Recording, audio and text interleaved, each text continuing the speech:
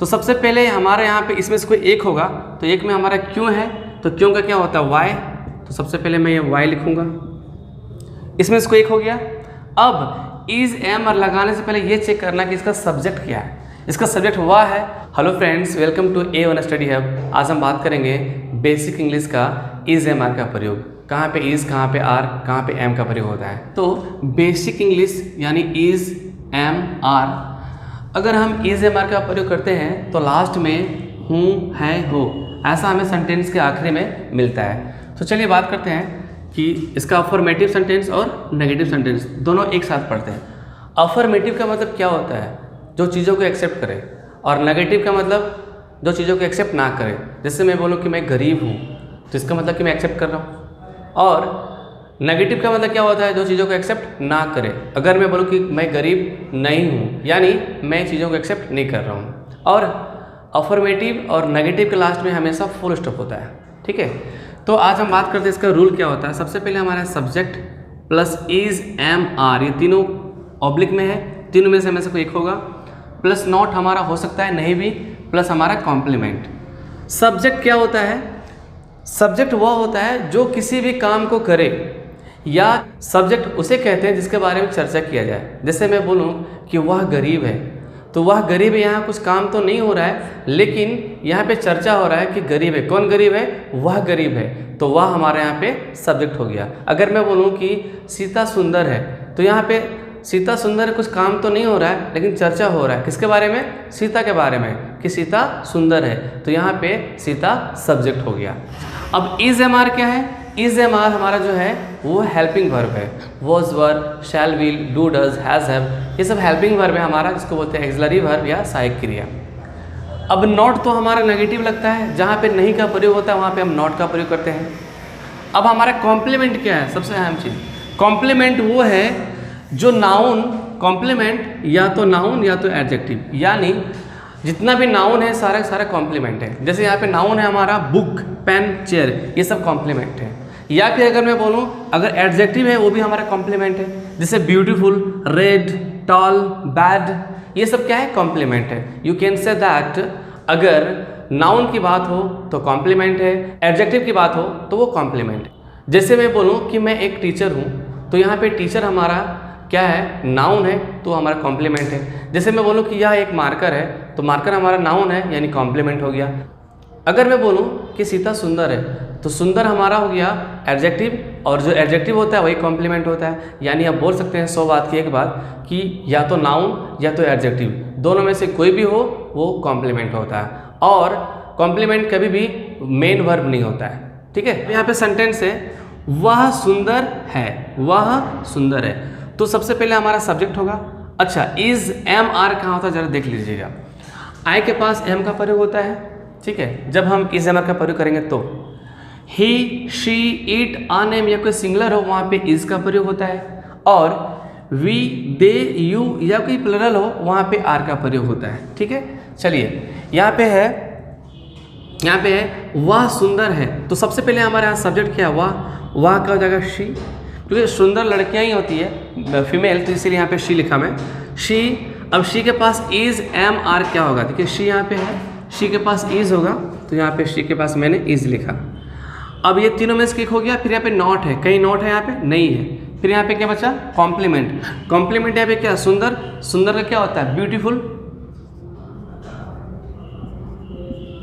Beautiful है ना, यानी वह सुंदर है, शी इज ब्यूटीफुल।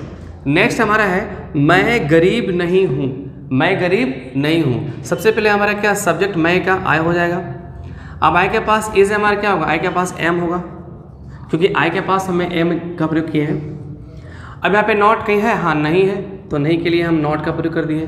फिर हमारा क्या है, कॉम्प्लीमेंट। कॉम्प्लीमेंट क्या है हमारा, गरीब, गरीब का क्या होता है, पुअर, पुअर, यानी मैं गरीब नहीं हूँ, I am not poor, you can say I am not poor. Okay, तो ये तो हमारा हो गया अफर्मेटिव और नेगेटिव। इसके बाद हम पढ़ेंगे इंट्रोगेटिव के बारे में। अब अगर मैं बात करूं कि इंट्रोगेटिव क्या होता है, तो बता दूं इंट्रोगेटिव जो होता है इंटरोगेट से बना हुआ है, और इंट्रोगेट का मतलब होता है सवाल करना, पूछताछ करना, इंक्वायरी करना, है ना, यानी कहीं ना कहीं हम प्रश्न करते हैं इंट्रोगेटिव सेंटेंस से। तो यहाँ पे देखिए क्या है, इंट्रोगेटिव सेंटेंस हमेशा क्या से स्टार्ट होगा, क्या से स्टार्ट होगा और क्वेश्चन मार्क से दी एंड होगा, ये हिंदी में।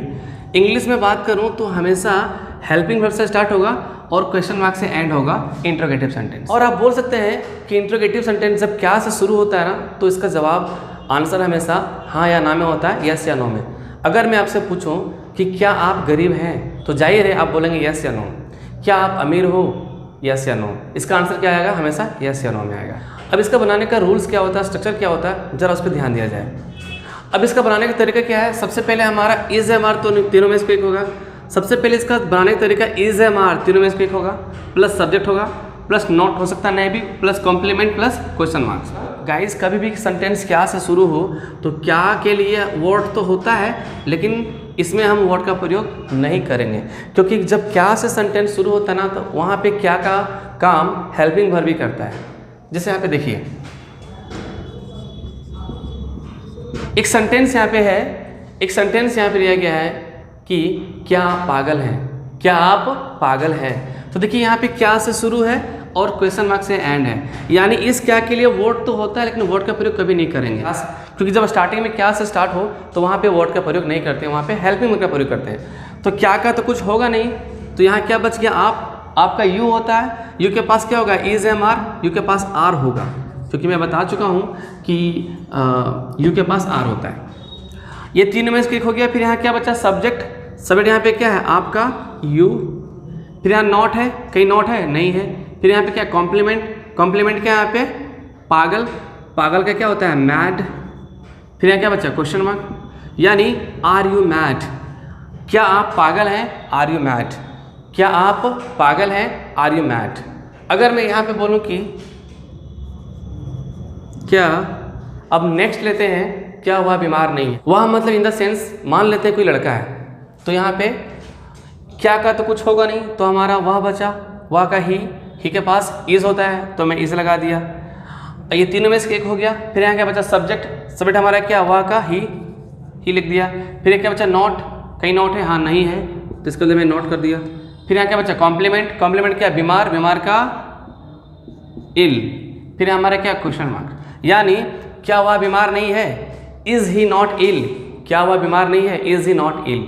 तो अभी हम लोगों ने क्या पढ़ा, अफर्मेटिव, नेगेटिव, इंटरोगेटिव। इसके बाद हम पढ़ेंगे हम डब्ल्यूएच वर्ड। गाइस अब अगर मैं बात करूँ डब्ल्यूएच वर्ड क्वेश्चन का, तो वो होता है क्या, जरा देखिएगा।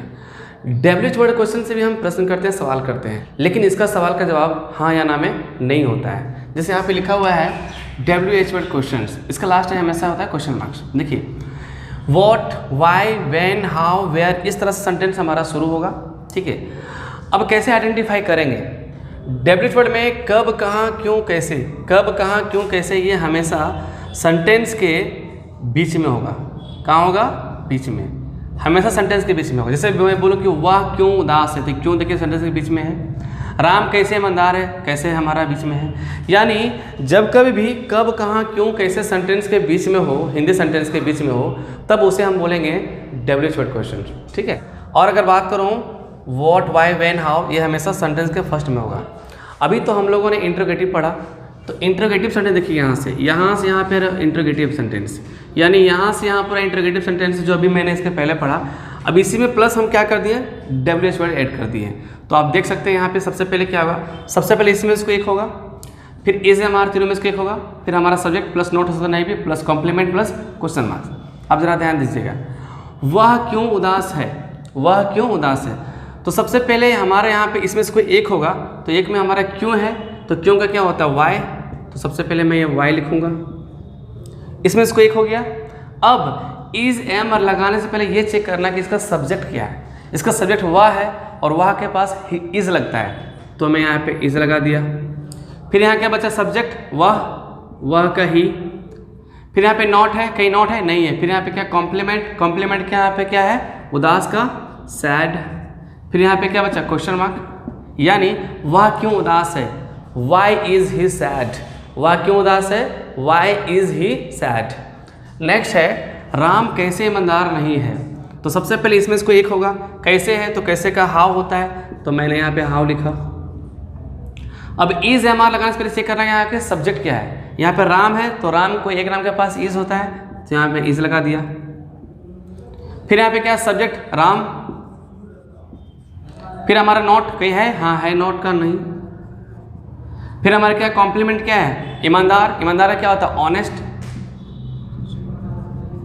फिर यहाँ पे क्या हमारा क्वेश्चन मार्क, यानी राम कैसे ईमानदार नहीं है, राम कैसे ईमानदार नहीं है, तो होगा how is Ram not honest. क्या होगा, how is Ram not honest. यहाँ पे एच हमारा साइलेंट है, यहाँ पे हॉनेस्ट नहीं ऑनेस्ट होगा। तो गाइस अभी हम लोगों ने क्या पढ़ा, basic English, use of is am are का affirmative sentence, negative sentence, interrogative sentence और डब्ल्यूएच वर्ड। अफर्मेटिव और नेगेटिव के लास्ट में फुल स्टॉप होता है, इंट्रोगेटिव और डब्ल्यूएच वर्ड के लास्ट में हमेशा क्वेश्चन मार्क होता है। तो बने रहिए हमारे साथ, stay tune, thank you, have a nice day.